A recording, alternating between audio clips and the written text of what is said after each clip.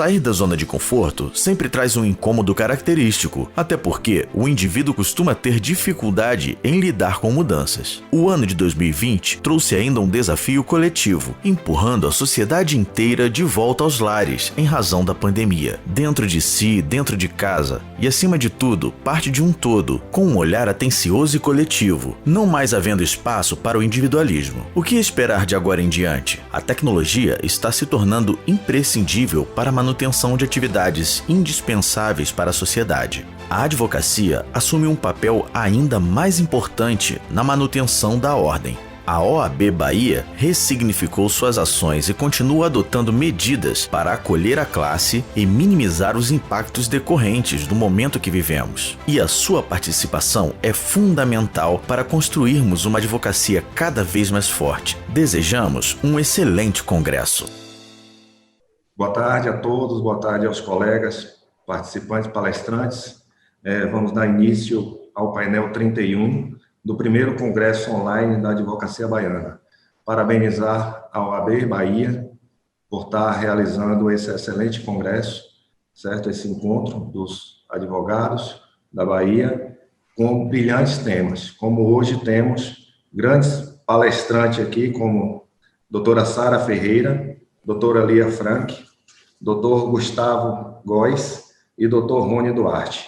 Assim, com certeza, teremos um brilhante e excelente painel, que vai tratar dos impactos da pandemia nos negócios jurídicos. Meu nome é Humberto Vieira, sou advogado militante na região de Santo Antônio de Jesus, ex-presidente da subseção de Santo Antônio de Jesus no período de 2016 a 2018, atualmente conselheiro estadual, e para mim uma honra e um prazer estar aqui com esses brilhantes palestrantes nesse momento tão difícil da advocacia para essa pandemia, para tratar exatamente desses negócios jurídicos.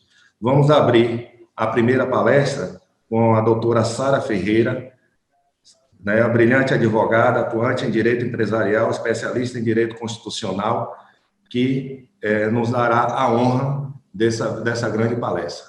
Pode começar, doutora Sara.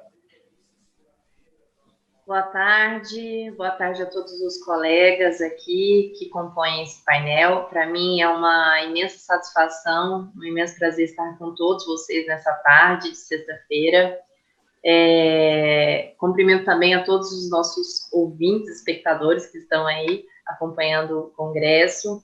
De antemão, gostaria de agradecer pelo convite da OAB Bahia, que sempre teve um carinho muito grande por mim, e que há alguns anos já compartilho um pouco aí da minha caminhada na advocacia, um pouco dos meus conhecimentos com vocês.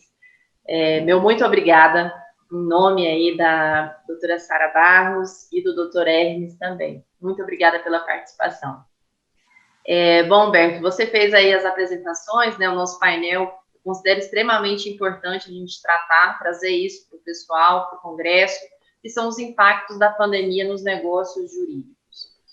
O tema que eu trouxe como proposta e apresentação para vocês é falar sobre a Lei 14.030 de 2020, que trouxe várias alterações em algumas legislações nossas, especialmente no que tange à realização de assembleias e reuniões de sociedades anônimas, sociedades limitadas, sociedades cooperativas, enfim, devido a esse período de pandemia em que o isolamento social é uma exigência de cunho nacional e que acaba impactando nos negócios jurídicos também.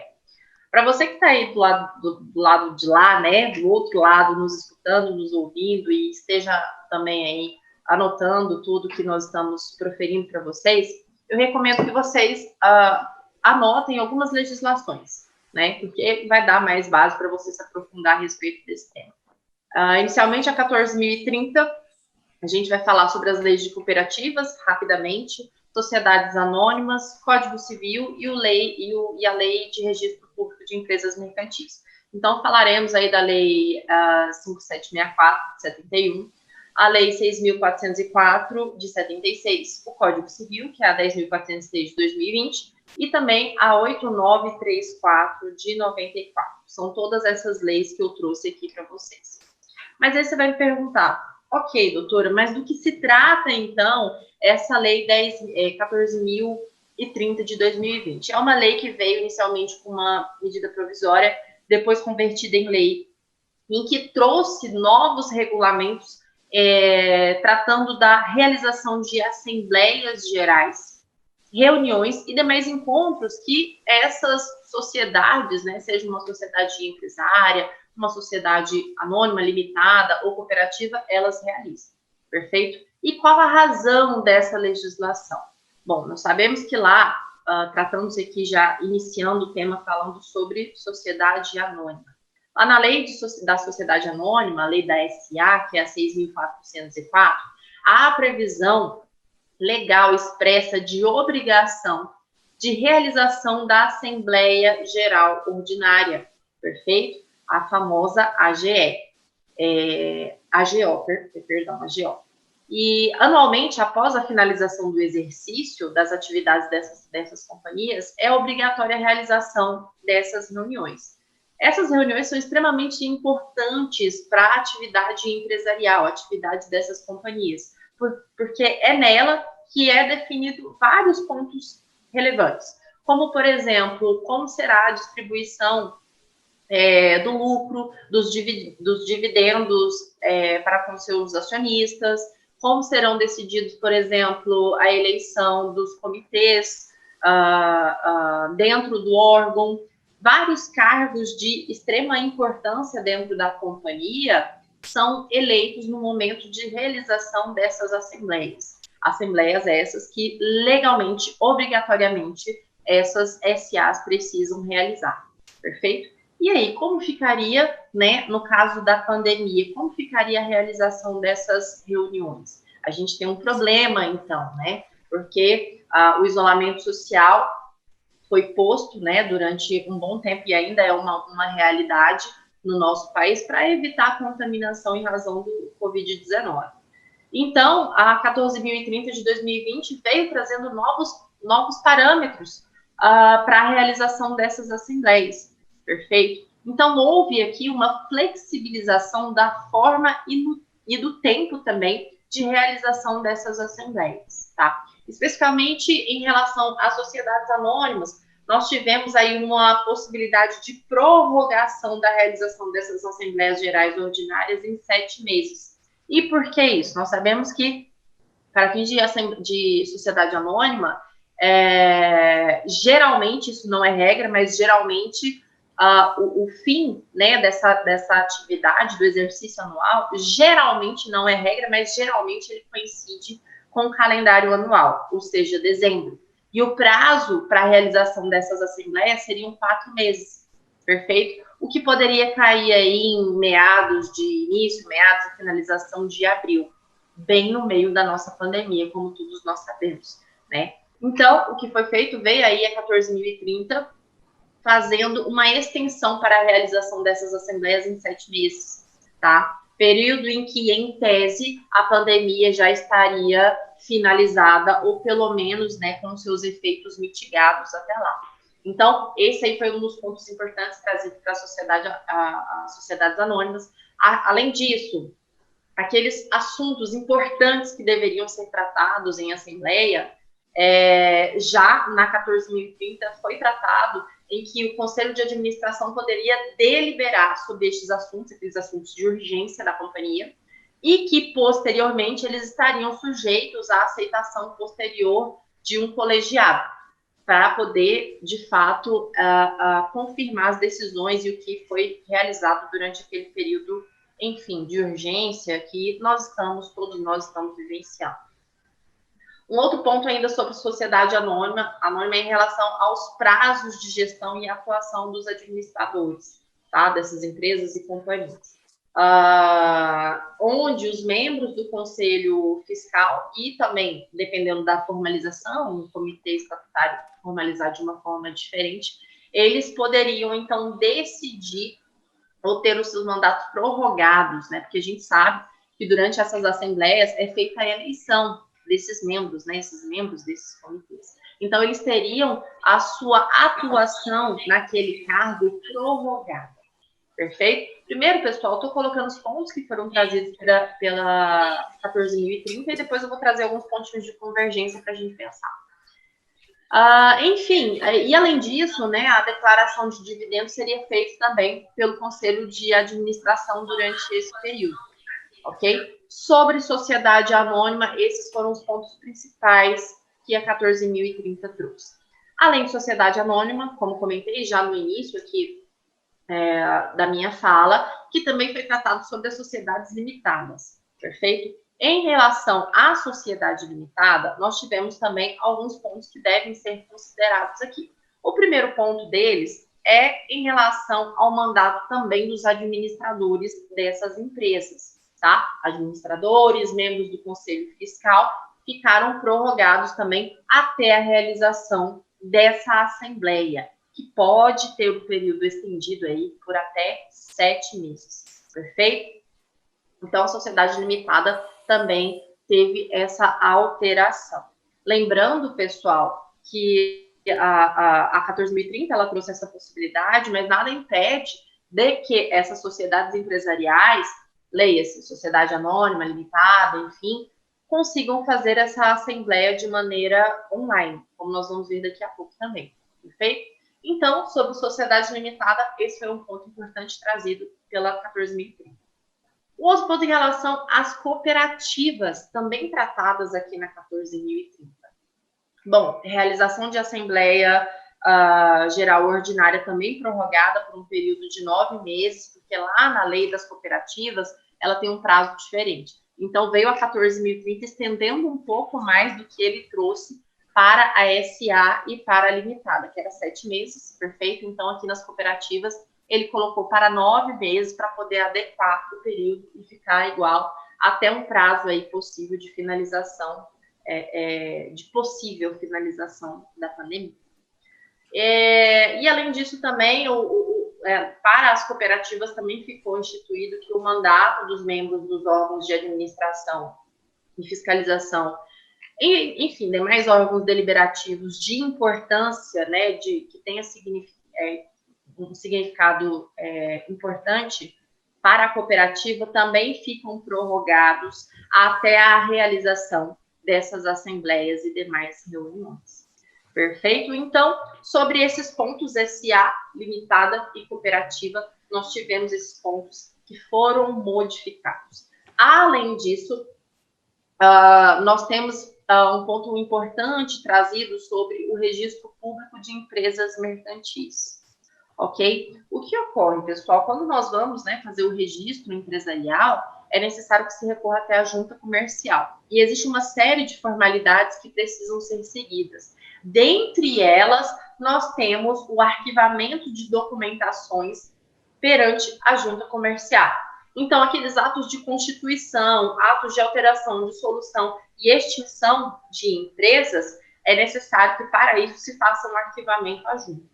E aí você vai me perguntar, mas como, professora, nós vamos fazer esse arquivamento em meio à pandemia? As juntas comerciais, muitas ficaram bem no início, né? Agora nós estamos já no estágio avançado, em que há uma flexibilização, mas no início ficou tudo fechado, né? Então, veio a 14.030 falando que após o período de reabertura daquela junta comercial, estabeleceu-se, então, o prazo de 30 dias para o arquivamento destes documentos, previstos lá no artigo 32, inciso 2, da Lei de Registro Público e Empresas Mercantis. Já citei aqui a lei para vocês também, perfeito? Bom, estes foram os pontos principais que a 14.030 trouxe. Tem muita coisa para a gente explorar, mas como aqui o tempo é curtinho, eu fiz uma condensação dos temas para nós que estamos aqui compondo um painel e você que está nos ouvindo aí do outro lado, para que a gente possa pensar a respeito, ok? Primeiramente, sobre a realização dessas assembleias e a prorrogação de prazos, uma grande preocupação de nós, advogados, e demais pessoas da comunidade jurídica e empresarial é em relação à fraude, perfeito? Porque essa prorrogação, essa flexibilização poderia levantar grande dúvida dos atos que foram feitos durante essa flexibilização e não realização das assembleias gerais. Vejam bem que aqui, na própria lei, falou que os dividendos, por exemplo, poderão ser decididos durante esse período, sem a realização da assembleia. E aí, como ficariam, então, os acionistas? Como ficariam aí os cotistas? como ficariam aí os cooperados em relação às decisões que aconteceriam durante esse período. Perfeito? Outro ponto, prejuízos financeiros, obviamente, em razão dessas decisões realizadas durante esse período. Não só prejuízos financeiros, mas especialmente aquelas decisões estratégicas da companhia. Perfeito? E, por fim, um outro ponto importantíssimo que está em debate na comunidade é em relação à acessibilidade de sócios e acionistas para realizar aquelas assembleias e reuniões de maneira online. Porque, sim, na própria 14.030, lá ao finalzinho, faz uma alteração no Código Civil, prevendo que os sócios e acionistas podem votar, podem realizar essas assembleias de maneira online e votar de maneira online. Então, outro ponto de convergência que se coloca seria sobre a acessibilidade de sócios, acionistas e demais interessados nestas reuniões. Perfeito? Na prática, pessoal, o que eu particularmente tenho visto é que tem funcionado a realização dessas reuniões de maneira online. A gente sabe que nós fomos obrigados, né, a se adequar a esse novo momento de tecnologia em razão da pandemia, e na prática o que a gente está vendo é que está funcionando dessa maneira, realizando essas reuniões de maneira online, conseguindo decidir, conseguindo deliberar sobre todos os aspectos que aqui foram colocados. Mas sim, ainda é uma preocupação que nós, juristas, precisamos avaliar. Perfeito? Bom, os pontos principais, né, da 14.030 eu coloquei aqui para vocês. Eu gostaria muito de aprofundar nesse tema, que eu acho extremamente importante, relevante, principalmente eu que amo, né, falar de direito empresarial, mas a gente precisa ouvir um pouquinho dos outros colegas, né? Agradecer a brilhante palestra, doutora Sara, agradecer por ter nos agraciado com esse momento prazeroso, momento difícil que estamos vivendo com essa pandemia, e esse congresso veio para voltarmos a nos aproximarmos, né, mesmo distante. Doutora Sara, muito parabéns pela palestra, muito obrigado por ter participado do primeiro congresso online da Advocacia Baiana. Já em nome da OAB, a gente agradece a senhora. Agora vamos passar para a fala, doutora Lia Frank, advogada graduada pela PUC, com especialização em Direito Administrativo, minha colega de conselho, certo? Estamos próximos lá no conselho, saudades, Lia, desse momento, né, de nos reunirmos no conselho, e vamos ouvir agora. Humberto, inicialmente eu gostaria de agradecer ao presidente da OAB, Fabrício Castro de Oliveira, que tem sido um apoiador incondicional da advocacia baiana. Ademais, é uma alegria compartilhar desse evento, principalmente desse painel, ao lado de colegas brilhantes e renomados, como os doutores Gustavo Góes, Sara Ferreira, doutor Rony Duarte e o querido conselheiro Humberto Vieira. Que bom que surgiu esse momento para a gente poder diminuir um pouco da distância e da saudade, hein, Humberto? Com certeza. Sem delongas, eu já inicio a minha fala. E o tema que me foi proposto, ele gira em torno dos efeitos da pandemia do Covid sobre as arbitragens. Eu vou me limitar a 2 pontos, porque muito já foi dito, inclusive aqui pela brilhante colega doutora Sara Ferreira, de modo que, não só por ela, como também muito já foi dito em todos os demais painéis, sobre os efeitos da pandemia em relação aos contratos e aos negócios jurídicos em si. Desse modo, eu vou abordar um pouco sobre as noções da arbitragem e, em sequência, pretendo passar sobre os efeitos da pandemia sobre as arbitragens. O que acontece com as relações contratuais durante a pandemia, e principalmente após o período de pandemia, já foi muito bem retratado pela colega que me antecedeu. Todos sabemos que a pandemia trouxe graves problemas, tanto de ordem social como de ordem econômica. E a gente tem ciência, basta pensarmos nas abruptas disrupções que a pandemia provocou na cadeia de produção, não só, também como na cadeia de fornecimento, de consumo, a nível internacional, gerando um grave problema de rentabilidade internacional. Pois bem, essa situação excepcional, naturalmente, ocasiona nas relações contratuais uma maior onerosidade para uma das partes. Nesse sentido, é esperado que os efeitos da pandemia se desdobrem em um número crescente de discussões envolvendo inadimplementos contratuais, reequilíbrio financeiro de contratos, inclusive aí com alegações de onerosidade excessiva, força maior e demais excludentes previstos de responsabilidade civil. Assim, seguindo a tendência já de crescimento da arbitragem no nosso país, imagina-se que muitas dessas discussões elas serão resolvidas pela via arbitral. É de se esperar, dessa maneira, um aumento muito grande, não só no número das mediações, que é, inclusive, uma boa ideia, sobretudo para a solução daqueles conflitos de relações continuadas. Mas, nos casos em que seja impossível chegar a esse consenso entre as partes, por meio da mediação, e levando em conta que o Brasil aí é de conhecimento de todos, a gente tem, inclusive, acesso aos relatórios do CNJ, de que o Brasil é um país em que surgem, Humberto, 30 milhões de processos novos por ano. Ou seja, o uso da arbitragem deve ser ainda mais fomentado, em especial em tempos pós-pandemia. Eu inicio, então, a primeira parte, tratando um pouquinho da noção de arbitragem, para os demais colegas que estejam nos assistindo e não tenham, de sorte, tanta intimidade com esse instituto, que, apesar de não ser um instituto novo, ter sido promulgado pela Lei de 1996 e declarada a sua constitucionalidade pelo STF em 2001, ainda não é tão próximo de alguns colegas.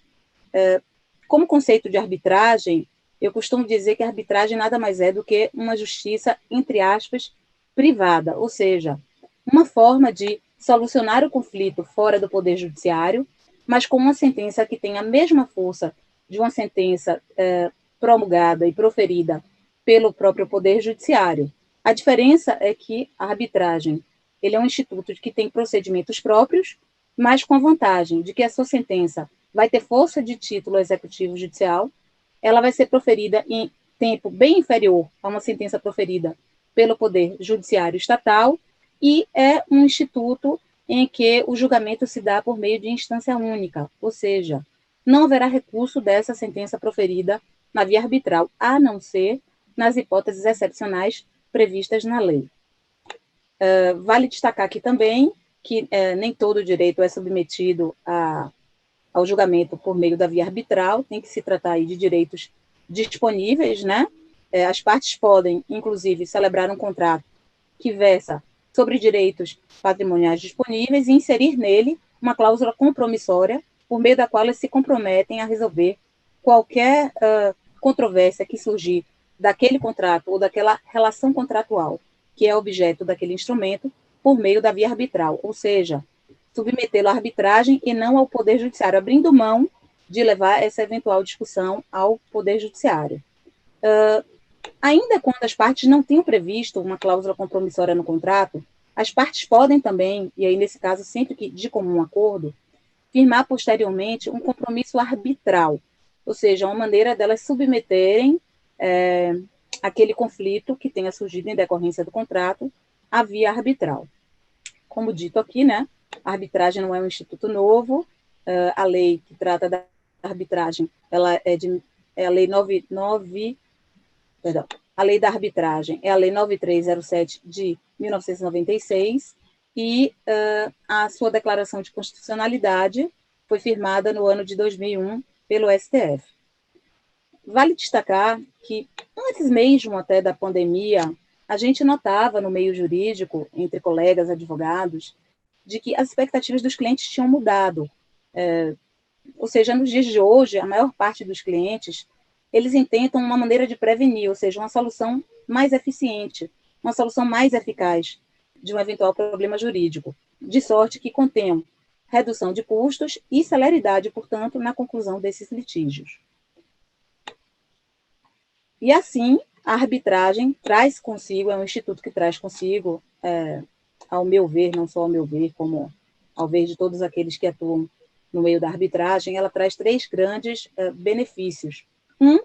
Que é a celeridade, e eu vou trazer aqui para vocês, o tempo médio em que uma discussão judicial é resolvida por meio da via arbitral e uma discussão do mesmo valor de causa é decidida por meio de uma sentença proferida pelo Poder Judiciário. Ou seja, um dos grandes benefícios é a celeridade. O segundo grande benefício para mim é a questão da especialidade do árbitro que vai estar julgando essa convergência de conflito entre as partes, ou seja, aquele árbitro que vai decidir essa controvérsia, ele costuma ser um árbitro que tem especialidade na matéria objeto da solução do conflito. E não bastasse esses dois grandes benefícios, a gente tem aí associado como outra grande vantagem do Instituto da Arbitragem a confidencialidade que é dotado o caso. No tocante à celeridade, eu trago aqui para conhecimento dos colegas que o prazo médio para a conclusão de uma arbitragem é de 6 meses, mas as partes podem negociar esse prazo para a solução da sentença arbitral. Para questões mais complexas, a média de solução de uma controvérsia, de um conflito, na via arbitral é de 14 a 33 meses, em conformidade com o relatório de Justiça Brasileira em números do CNJ. De sorte que, por meio do acesso ao Poder Judiciário, o mesmo caso levaria entre 5 anos e 2 meses e 6 anos para a solução de um conflito que, na via arbitral, vai levar entre 6 meses a 1 ano e meio no máximo. De sorte que é de se imaginar que, diante da crise sanitária e da crise econômica que se vivencia aí nos últimos meses e que, possivelmente, diante de tudo que a gente está percebendo e sentindo, é algo que vai continuar por mais algum tempo, talvez até com reflexos mais drásticos daqui por diante, a solução dos conflitos, por serem meios mais céleres e eficazes através de uma adoção do meio extrajudicial, seja por mediação ou por arbitragem, proporcionando aos parceiros comerciais uma relação sustentável e duradoura da empresa, ajuda inclusive as empresas a se recuperarem de uma maneira mais rápida dessa crise econômica e mais eficaz. Eu diria até que, como a gente está discutindo aqui a questão dos efeitos da pandemia na arbitragem, nos negócios jurídicos em si, é muito difícil, inclusive, a gente dissociar a prática da arbitragem de uma empresa com cadeias cada vez mais integradas, porque a velocidade do negócio, inclusive, ele não é compatível com o tempo de resposta da prestação jurisdicional estatal. Vale destacar aqui, com relação à expertise, que a decisão, e aí um dos motivos, Humberto, pelo qual aquela decisão que é proferida por um árbitro, via um instrumento da arbitragem, ela é tida como uma decisão irrecorrível, justamente pelo fato dela ser proferida por um árbitro, ou seja, um profissional com expertise na matéria, objeto do conflito.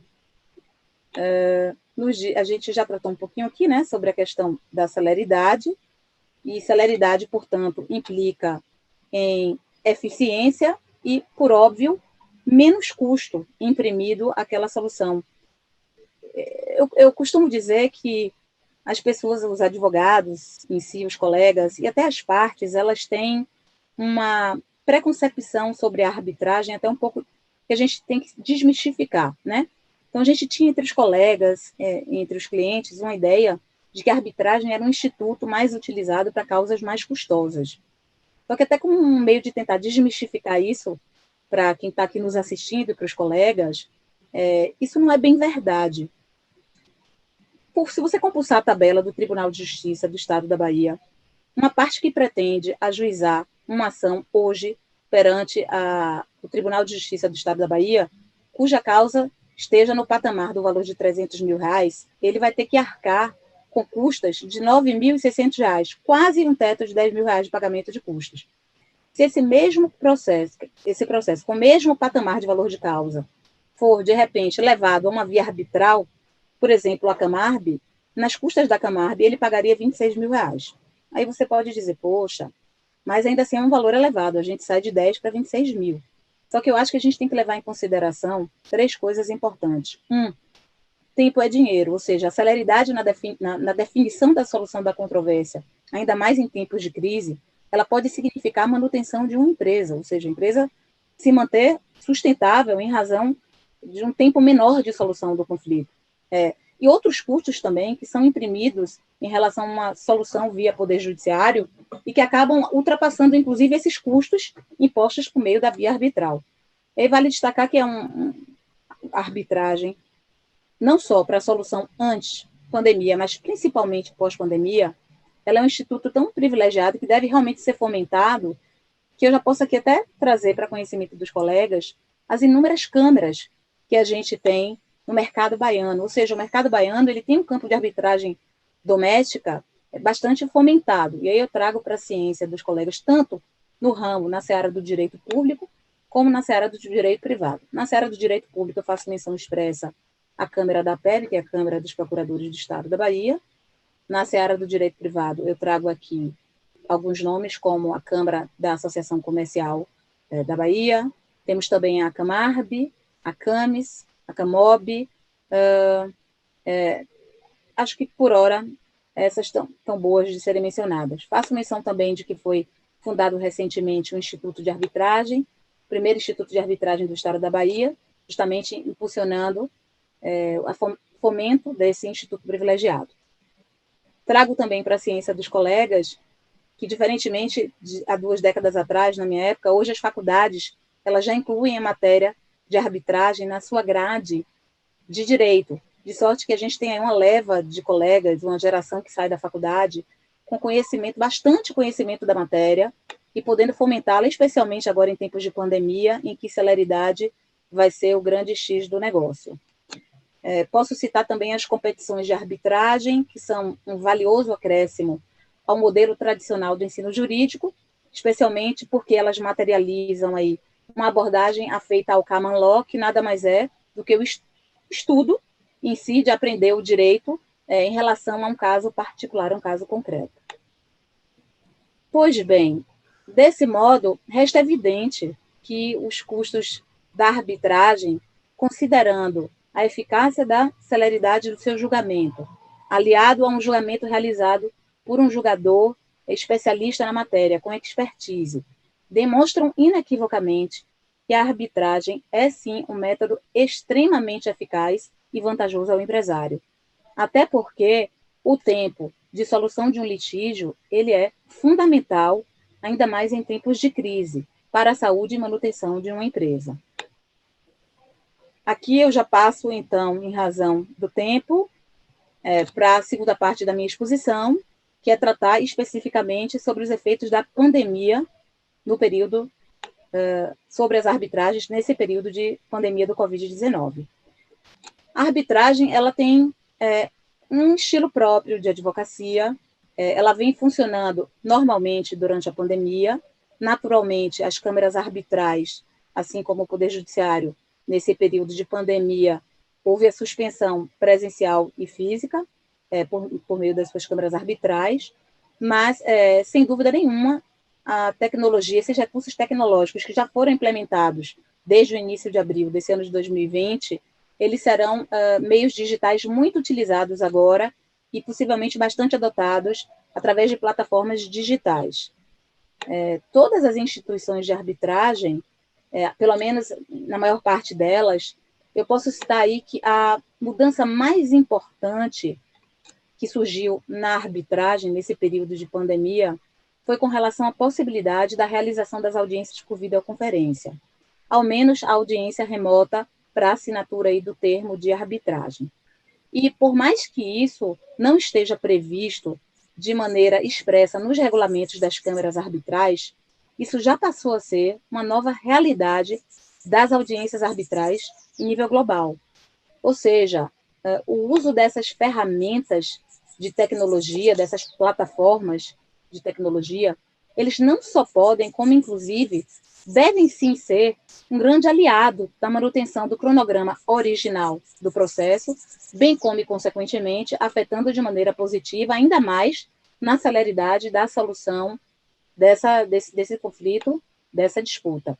Ou seja, a cooperação entre as partes e a flexibilidade por si só, própria do Instituto da Arbitragem, elas já permitem que sejam estabelecidas aí novas regras procedimentais durante esse período de pandemia, de restrições, lockdown, etc., com o ajuste desses cronogramas originais dos processos, uma adaptação dos métodos de troca da comunicação e da própria produção de provas, que podem, inclusive, passar, e eu acredito, sinceramente, que eu acho que essas trocas de comunicação e também de produções de provas na via arbitral, elas vieram para ficar, possivelmente elas passarão a ser exclusivamente por meio eletrônico. De sorte que já de tudo que foi dito aqui, eu me encaminho já para o final, concluindo que a gente precisa, sim, aproveitar essas transformações não só culturais, como tecnológicas, que foram aí implementadas de maneira célere por conta da pandemia do Covid-19, inclusive e especialmente com o uso dessas plataformas de comunicação online, e que, não tenho dúvidas, que irão baratear e tornar ainda mais célere e eficiente o sistema de solução de conflitos. De sorte que eu agradeço aqui a participação nesse evento uma vez mais, especialmente nesse painel, ao lado aqui de brilhantes colegas, e passo a palavra para o querido colega Humberto. Parabéns, Lia, brilhante palestra, com certeza contribuindo muito nesse momento com nossa advocacia. Vamos passar agora para o doutor Gustavo Góes, certo? Que é presidente da Comissão de Direito Empresarial da OAB Bahia, pós-graduado em Direito Digital, pós-graduado em Processo Civil, advogado do escritório Góes e Souza Advogados, e com certeza vai nos dar uma brilhante palestra. Parabéns, um abraço.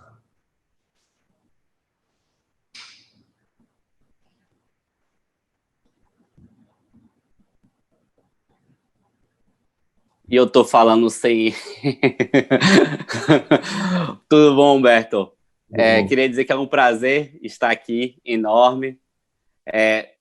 Fazer meus cumprimentos à doutora Sara, doutora Lia, doutor Rony Duarte, a você também, Humberto. E dizer que é um prazer estar aqui, falar um pouquinho do tema. O tema que eu trouxe hoje foi a cláusula pandêmica nos contratos empresariais, que foi justamente este impacto que a pandemia trouxe para os negócios jurídicos. Mas antes de iniciar minha fala, eu não posso deixar de parabenizar este evento que está sendo desenvolvido aqui pela OAB, esse brilhante evento que a OAB está desenvolvendo, e perceber o quanto a OAB da Bahia cada vez mais se destaca no cenário nacional. Em maio, eu falei isso no Congresso da OAB Jovem, que se chamou Primeiro Congresso da Jovem Advocacia, e comentei isso até com Sara, no sentido de que é incrível como a nossa OAB ele desenvolve um congresso a nível local e toma repercussões a nível nacional. E é incrível perceber como a OAB a OAB da Bahia está sempre à frente, desenvolvendo esses congressos, fomentando o nosso conhecimento jurídico, o estudo jurídico sobre os temas e marcando a nossa história. É um orgulho fazer parte dessa OAB e é incrível perceber como a gestão do Dr. Fabrício é uma gestão de primeira. Parabéns para toda a diretoria, parabéns, doutor Fabrício, parabéns, doutor Hermes e Larião, pelo desenvolvimento desse congresso, parabéns, Maurício Lee, Marilda, que participou de toda essa produção, parabéns, Sarinha, da OAB Jovem, que com certeza perdeu noites organizando esse congresso, que eu não consigo nem imaginar a complexidade que deve ser montar um evento como esse, com 200 pessoas participando e 3 painéis de maneira simultânea acontecendo, e é incrível perceber como tudo acontece de uma maneira, uma orquestra, uma verdadeira orquestra, porque é tudo muito bem pensado, tudo muito orquestrado. Parabéns ao OAB Bahia por esse evento e parabéns a toda a diretoria. E, para aqueles que não conhecem, eu me chamo Gustavo de Góes Souza, eu estou aqui presidente da Comissão de Direito Empresarial da OAB Bahia, e o tema que esse que eu trago hoje para vocês, que é justamente a cláusula pandêmica nos contratos empresariais, me surgiu durante um projeto que desenvolvemos na nossa comissão, que foi o Direito Empresarial em Pauta, que constituiu de uma série de lives, foram 10 lives que a gente produziu na nossa comissão ao longo da pandemia, discutindo justamente esses impactos da pandemia no direito empresarial. Então, foram os mais diversos temas trazidos por vários profissionais e bastante enriquecedor a discussão. Porém, o que eu percebi durante o projeto do Direito em Pauta, Direito Empresarial em Pauta, foi justamente porque a maioria dos temas trazidos em discussão se referiam a relações jurídicas que tinham sido construídas antes do período da pandemia. Pouco se fala, e pouco se falou até no próprio Direito Empresarial em Pauta, que foi o projeto da minha comissão, das relações jurídicas constituídas ali pré-pandemia ou até mesmo pós-pandemia. E até fazendo um recorte aqui do tema, eu digo muito especificamente em relação à aplicação da teoria da onerosidade excessiva ou da teoria da imprevisão.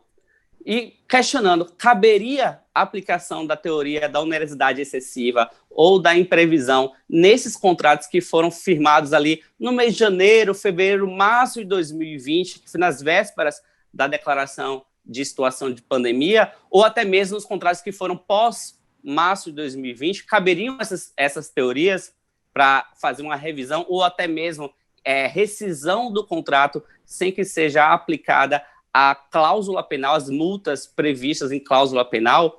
Então, é essa reflexão que eu quero trazer aqui, constituindo tudo isso, trazendo o tema sobre a questão da cláusula pandêmica nos contratos empresariais. Mas antes de aprofundar o tema, eu gostaria de trazer aqui os requisitos necessários para a aplicação da teoria da onerosidade excessiva. Bem, são 3 os requisitos. O primeiro requisito, que é previsto por lei para a aplicação dessa teoria e da revisão dos contratos, é justamente o desequilíbrio econômico-financeiro do contrato. O que significa isso? É quando há um descompasso entre a prestação e a contraprestação que está sendo contratada. Por que isso? Há um desencaixe financeiro entre as prestações diante de um cenário que houve uma modificação do cenário. Então, esse descompasso acaba gerando uma onerosidade excessiva para uma das partes que, diante desse descompasso, não consegue mais cumprir com as cláusulas contratuais ou mesmo possui uma grande dificuldade no cumprimento, o que se torna inviável a execução do contrato. Este é o primeiro requisito. O segundo requisito, por sua vez, é que este desequilíbrio financeiro que surge ao longo do contrato é um desequilíbrio, é um acontecimento que acontece de maneira extraordinária, superveniente e imprevisível. Por que superveniente? Porque é um fato que foi constituído após ter sido firmado, após a construção desse negócio jurídico, após, como a gente costuma chamar no conceito prático, após a assinatura do contrato. Por isso que ele é superveniente. Extraordinário, porque ele não faz parte do risco do negócio entabulado no contrato.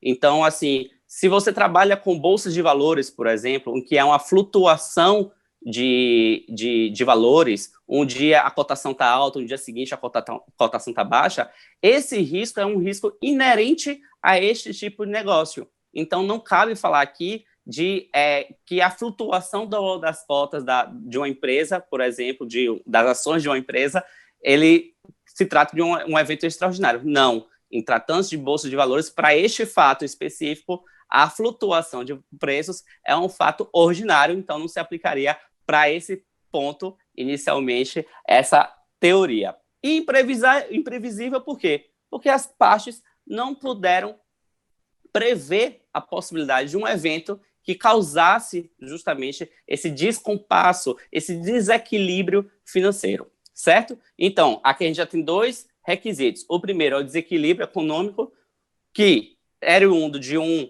acontecimento superveniente, extraordinário e imprevisível, no qual atrapalha a execução de um contrato diferido, ou seja, que ele tem uma execução de longo prazo, ele não se completa apenas com uma única prestação, ele tem uma prestação continuada por vários meses, se repetindo por vários períodos, vamos dizer assim, certo? Então, E a discussão da revisão dos contratos, referente a esse terceiro requisito, ela só vai se aplicar para aquelas prestações seguintes a este fato: imprevisível, extraordinário e superveniente. Aquelas prestações anteriores a esse acontecimento, elas não vão poder ser revistas. Afinal de contas, se presume que, antes do fato superveniente, havia um equilíbrio financeiro do contrato. Então, não há que se falar em um reequilíbrio de uma coisa que está equilibrada. Justamente, o desequilíbrio só vem a partir depois deste fato superveniente, certo? Então, cumpridos esses 3 requisitos, é possível, é admissível o ingresso de uma ação judicial no Poder Judiciário para que se faça uma revisão desse contrato, de modo que o Poder Judiciário vai tentar, de alguma maneira, equalizar a prestação e a contraprestação e aí dar continuidade do contrato, ou até mesmo a rescisão do contrato. E aí se discute a questão da aplicação da cláusula penal, se é possível se aplicar ou não. Se trata de força maior ou não, a parte podia contribuir para que esse contrato não fosse desenvolvido ou não, tendo em vista que, se tratando de caso fortuito ou força maior, a cláusula penal não poderá ser aplicada e o contrato é de imediato rescindido, sem poder a parte contrária pedir perdas e danos, certo? Mas a grande questão, como eu havia dito para vocês, é justamente essa teoria da imprevisão poderá ser aplicada perante os contratos que foram firmados após a decretação da situação de pandemia em março desse ano, e daqueles contratos que foram firmados um pouquinho antes, em fevereiro e março, poderia ser aplicado? No meu entendimento, eu entendo que sim. Lógico que é necessário que a gente tenha que analisar o caso concreto de contrato a contrato. E por que eu estou dizendo isso? Já que vocês podem estar falando assim, mas a pandemia é uma situação que já é prevista, não imprevisível. Mas hoje a situação que a gente está vivendo no mundo, a meu ver, é uma situação ainda muito, vamos dizer, insegura. A gente hoje ouve falar que existe uma segunda, terceira onda de contaminação do Covid-19 no continente europeu.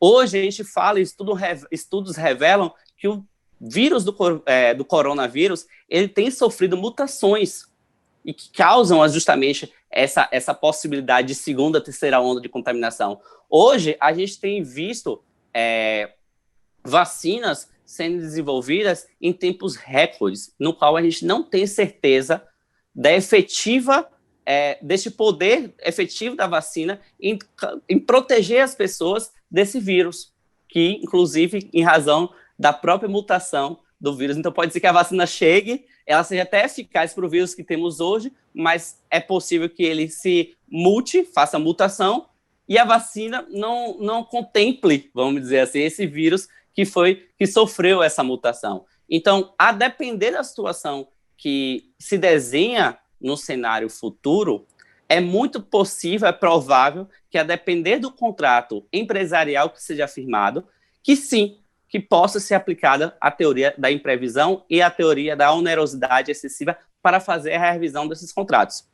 E aí, em razão disso, dessa insegurança nossa futura, é que aí surge perante nós juristas a cláusula pandêmica nos contratos empresariais. E esse tema surge, é interessante falar isso,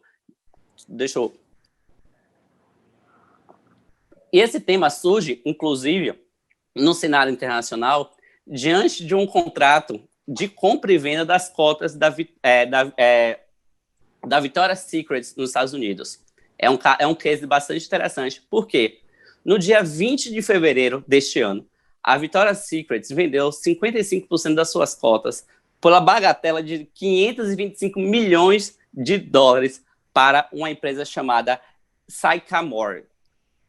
E, ao longo, como esse contrato foi assinado no dia 20 de fevereiro, ao longo dos meses que as operações da sociedade foram ocorrendo para que fosse efetivado esse contrato, foi se verificando, a Sycamore foi percebendo que as ações, o valor das ações da Victoria's Secret foi caindo no mercado. no dia 20 de fevereiro, para vocês terem ideia, no dia 20 de fevereiro, o valor das ações da Victoria's Secret eram de $23, e no dia 20 de março, ou seja, um mês depois, o valor dessas mesmas ações da Victoria's Secret estavam valendo $10. Ou seja, a gente estava vendo uma galopante desvalorização do valor de venda das ações da Victoria's Secret.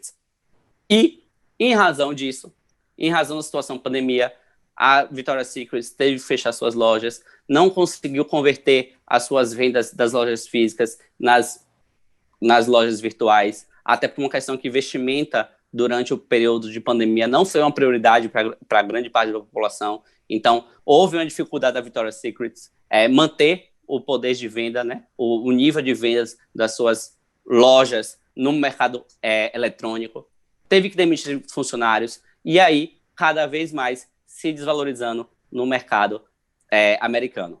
Até que a Sycamore anunciou que iria rescindir o contrato, que não ia dar continuidade à aquisição de 55% da Victoria's Secret.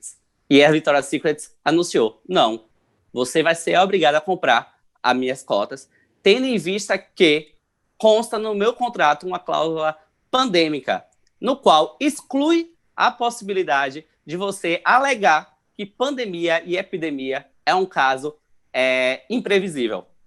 E diante desse cenário do contrato, prevê uma cláusula que dizia que pandemia e epidemia não poderia ser anunciada como um fato imprevisível, a Sycamore ajuizou uma ação na Corte Americana, no qual, só para encurtar o desfecho da ação, eles acabaram fazendo um acordo em que essa negociação, o contrato foi rescindido, a Sycamore não comprou a Victoria's Secret, mas foi por uma questão amigável, no qual a Victoria's Secret resolveu renunciar, voltar atrás, tendo em vista que uma ação judicial dessa, ainda que na Corte Americana, que é um pouco mais célere do que a nossa, que é a brasileira, iria custar para os empregados, para os consumidores, ia desgastar a reputação internacional da Victoria's Secret. Então, eles resolveram voltar atrás e aí sim rescindir o contrato, mas de uma maneira amigável.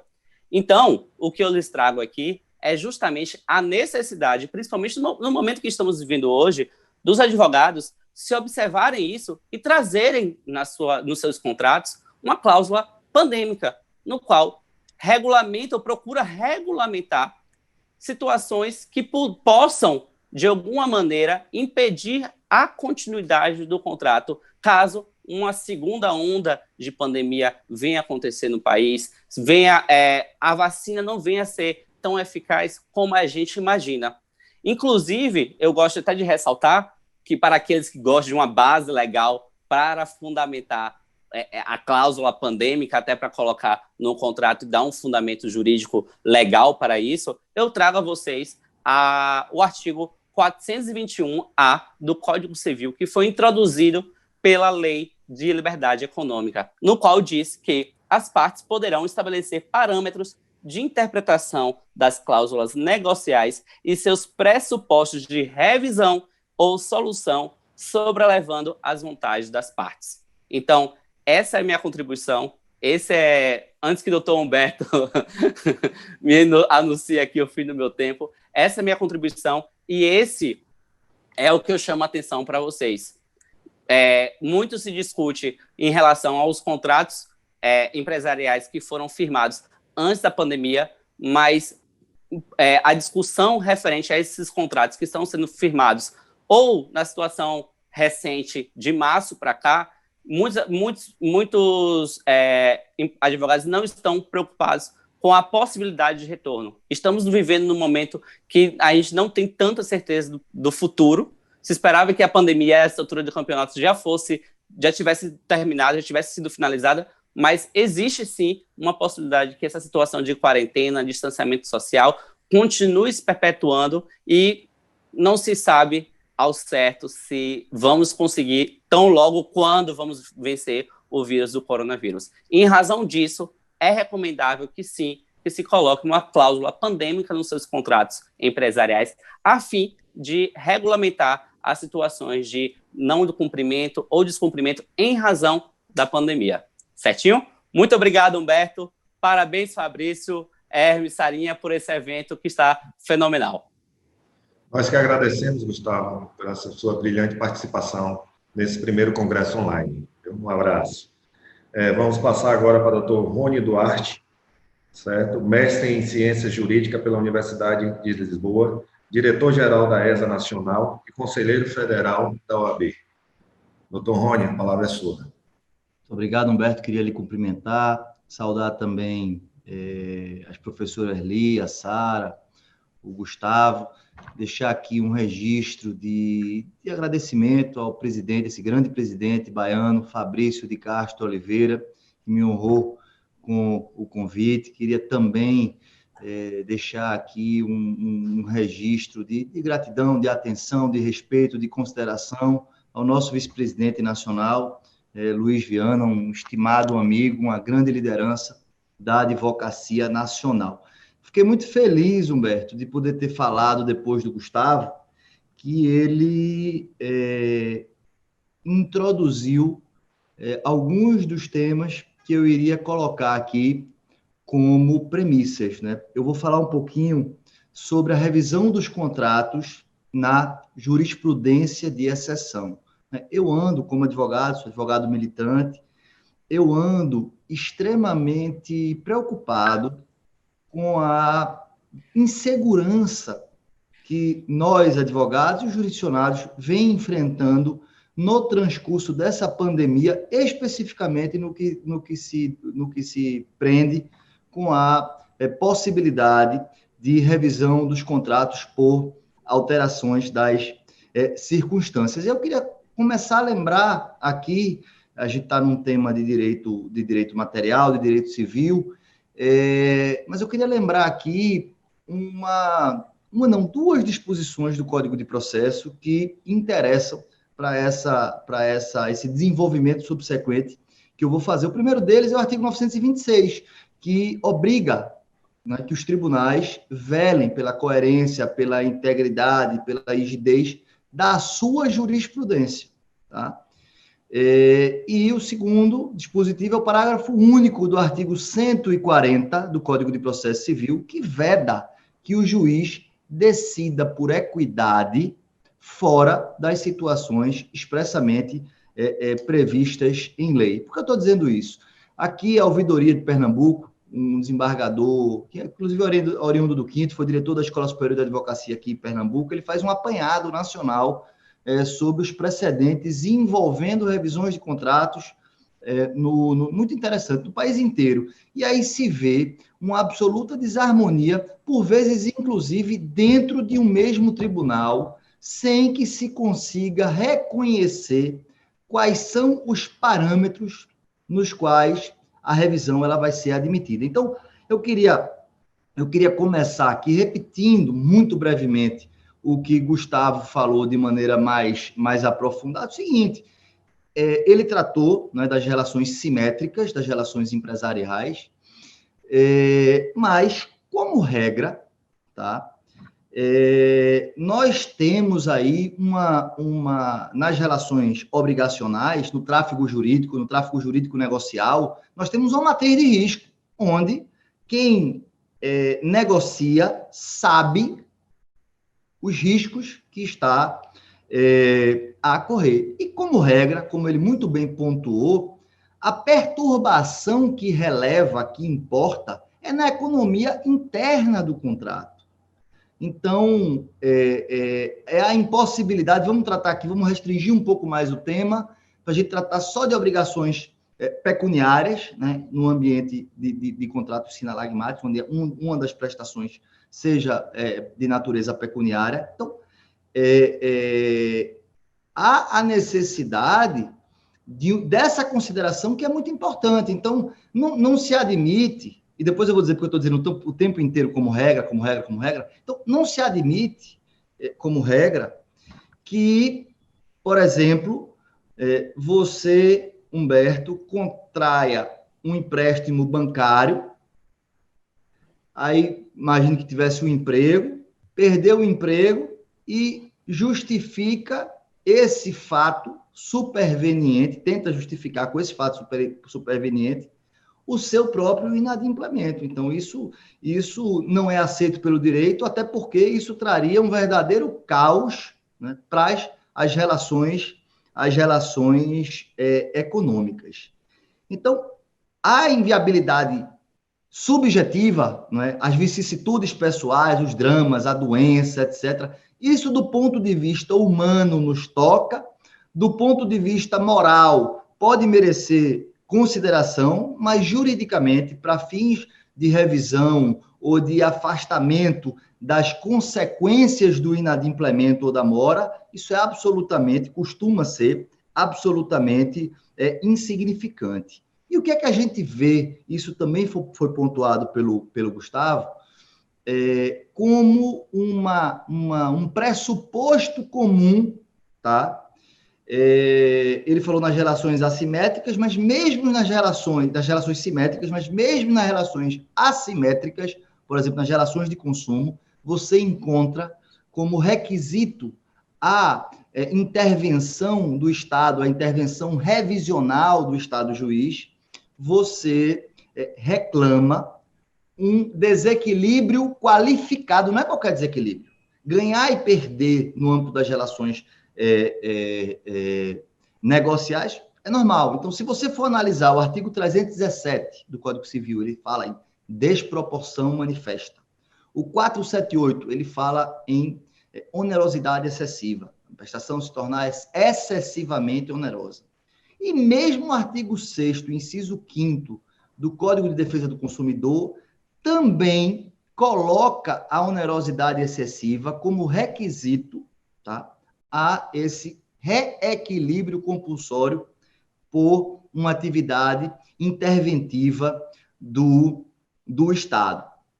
E aí, nós começamos a nos deparar com algumas situações, com numerosas situações, inclusive no âmbito da jurisprudência. Eu vou começar aqui a dar alguns exemplos, tá? Mas antes de dar os exemplos mesmo das situações duvidosas, onde não se consegue compreender a ratio decidendi de maneira muito clara no posicionamento dos tribunais, eu queria começar aqui fazendo referência a um ponto que ganha grande atenção por parte da doutrina e já começa a aparecer também na jurisprudência, que é a questão do dever de renegociação, né? Isso começou a ser debatido aqui de maneira mais intensa a partir de 2017, 2018. O Anderson Schreiber começou a defender isso de maneira mais veemente, inclusive escreveu uma obra que é referência.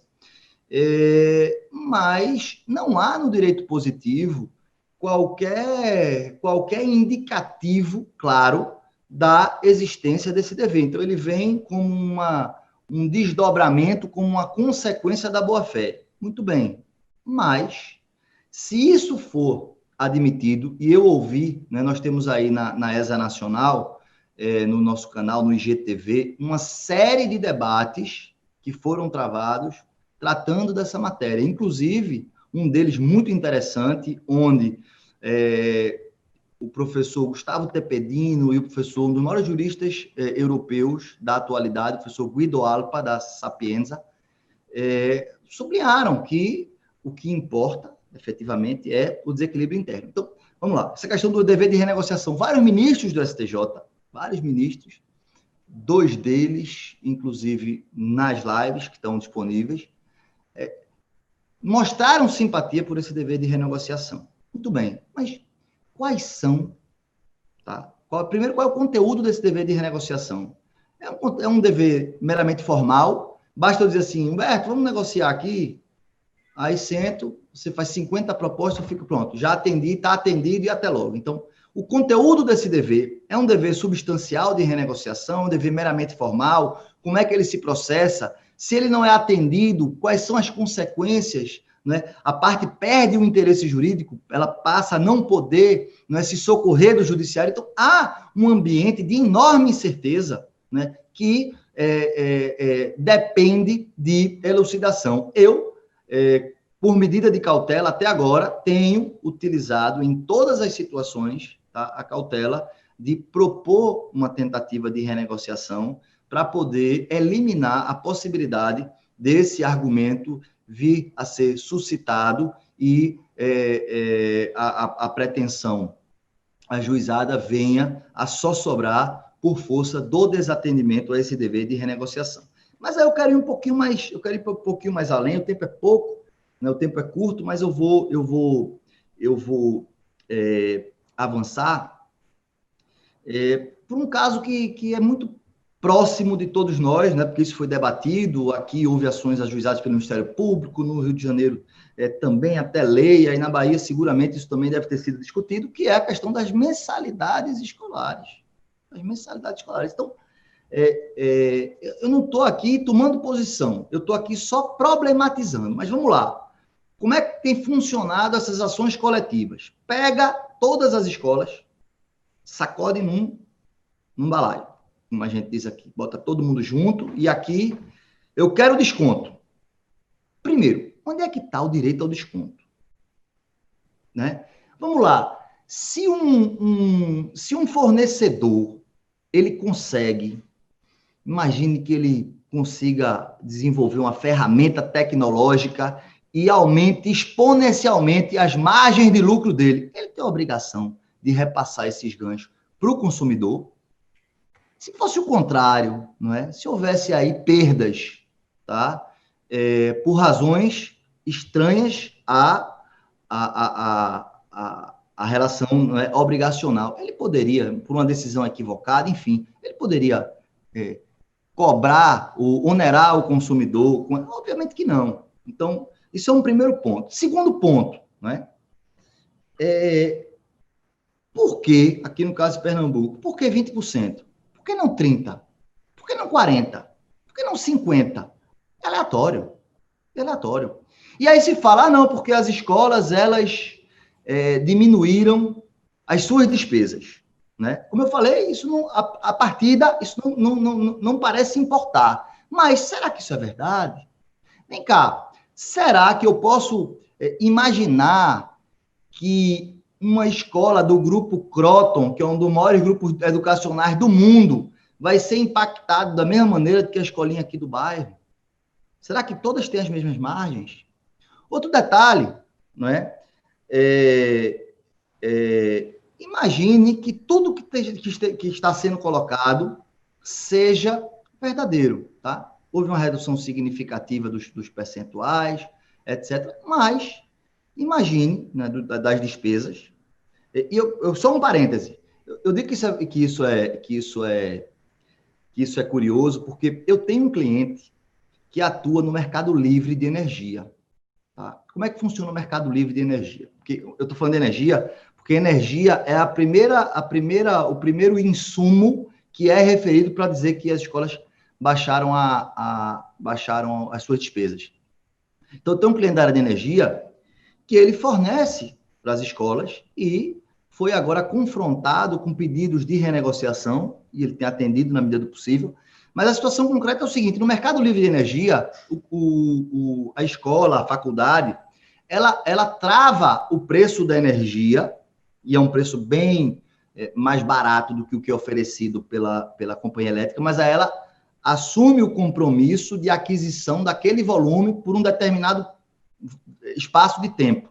Então, por 5 anos, eu vou pagar X reais por megawatt e vou consumir 100 megawatts. Então, isso gera, em circunstâncias normais, um benefício. E a empresa comercializadora, ela vai fechar os seus contratos, também por longo prazo, e aí faz esse repasse. Então, pode ser, e isso é real, porque eu advogo para uma empresa de energia, que não haja economia nenhuma nesse insumo em determinados ambientes de prestadores de serviços como escolas e faculdades. E vamos lá além. Imagine que conseguiu, ok, baixou o valor das despesas, botou os professores lá no governo, porque muitas não fizeram isso para não perder os professores. Enfim. Mas imagine que ele teve uma economia mensal de 50 mil reais, mas que a inadimplência fosse inexistente e passou a ser de 60 mil reais. Então, para o empresário, o que importa para ele pagar as contas dele é o fluxo de caixa, que aí, apesar da redução da despesa, ele teve uma redução no ingresso de recursos. Tá? E essas ações, elas vêm sendo propostas. Eu estou falando de escola, mas isso vale para plano de saúde, isso vale para tudo. Tá? Então, a gente começa a ver uma jurisprudência que é produzida sem que se compreenda, porque eu não estou aqui nem falando que não existe, tá? Para não ser tendencioso ou enviesado. Eu estou dizendo o seguinte: você não entende por que aquela decisão está sendo proferida daquela maneira. E muitas vezes a argumentação, tá? A fundamentação, ela transita precisamente num juízo privado, né, de equidade do magistrado. E isso é extremamente perigoso, porque traz uma enorme insegurança. Aí alguém pode chegar aí... Quantos minutos eu tenho ainda, Humberto? 3 minutinhos, não? Ou já terminou? Infelizmente, Rony, o tempo... Bom, então eu vou deixando aqui essas considerações, né, e clamando, né? Nós temos aí hoje, desde o novo Código de Processo, um dever reforçado de fundamentação, e é justamente para que nós consigamos trabalhar de maneira segura com um sistema de precedente. E essa jurisprudência de exceção que vem sendo construída pelos tribunais, ela está carente de uma necessária apresentação de indicação dos seus fundamentos, né, de maneira a trazer para todos nós uma maior previsibilidade. Muito obrigado, Humberto, pela atenção. Eu queria cumprimentar novamente a todas e a todos. Olha, nós que agradecemos. Infelizmente, o tempo foi muito curto para essas brilhantes palestras. Agradecer de forma muito especial a doutora Sara Ferreira, a doutora Lia Frank, doutor Gustavo Góes e a você, doutor Rony, certo? Por nos ter agraciado com esse momento tão especial, um momento difícil que estamos vivendo com essa pandemia, mas com certeza os colegas que estão participando desse primeiro congresso online da Advocacia Baiana foram agraciados com as brilhantes palestras e temas muito importantes. Agradecer de modo muito especial também ao presidente Fabrício de Castro por nos ter proporcionado, junto com a diretoria, Maurício Lee, Marilda, Hermes Hilarião, por esse momento tão importante e que a gente está precisando, mesmo distante, estarmos próximos, né? Com certeza vamos convocar aí aos participantes do Congresso para continuar com o próximo painel. Um abraço a todos.